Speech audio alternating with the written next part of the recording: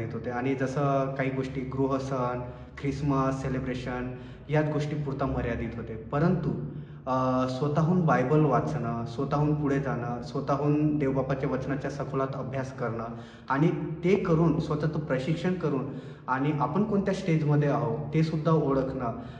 हे आधी काहीच नव्हतं. परंतु जसं ट्रेनिंग आम्ही आत्मसात केलं, ग्रहण केलं आणि आम्ही इम्प्लिमेंट करत आहोत, आम्ही प्रॅक्टिकल करत आहोत आमच्या चर्चेसमध्ये आणि आमचे चर्चचे सगळे पास्टर्स आणि लोकंसुद्धा स्वतःहून आता आम्ही जेव्हा लोकांच्या घरामध्ये जातो, आम्ही एक मेथड सुरू केली, डिस्कवरी बायबल स्टडी. या मेथडने आम्ही डिसायपलिंग ग्रुप्स बनवत आहोत आणि आमचे कितीतरी आता डिसायपलिंग ग्रुप्स बनलेले आहेत. समाजामध्ये मी डिसायपलशिप ग्रुप चालवत आहे. 34 ग्रुप त्या ठिकाणी आहेत आणि मावशी समाजामध्ये एक ग्रुप चालतो आणि जे भिल समाज आहे त्या समाजामध्ये जवळजवळ माझे 32 ग्रुप चालतात आणि परमेश्वर की सेवकाई में हूँ और कई जगहों पर और कई समयों तक मैं सुसमाचार प्रचार करता रहा, लेकिन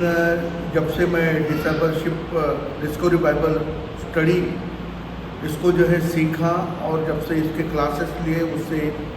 उस समय से एक नया अनुभव मुझको प्राप्त हुआ, क्योंकि आपकी परिस्थितियाँ कुछ ऐसी है कि जैसे पहले हम सुसमाचार सुनाते थे वैसे सुसमाचार हमारे मंडली के लोग, हमारे परिवार के लोग कौन से चरण में पाए जाते हैं।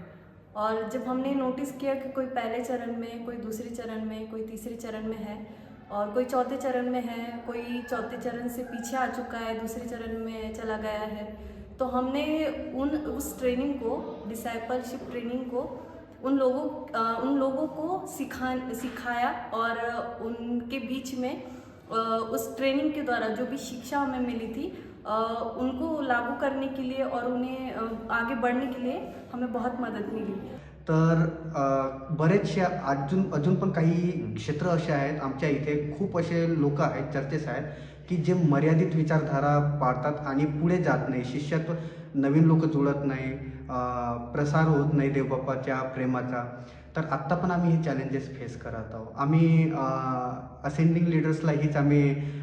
रिक्वेस्ट प्रार्थना करू इच्छितो की जशी पार्टनरशिप आपण 1 वर्षापासून जसं चालवत आलेलो आहोत ती जर आपण कंटिन्यू केली तर खूप मोठा बदल आम्ही आमच्या या महाराष्ट्र क्षेत्रामध्ये आणि या भारतामध्ये देखील आम्ही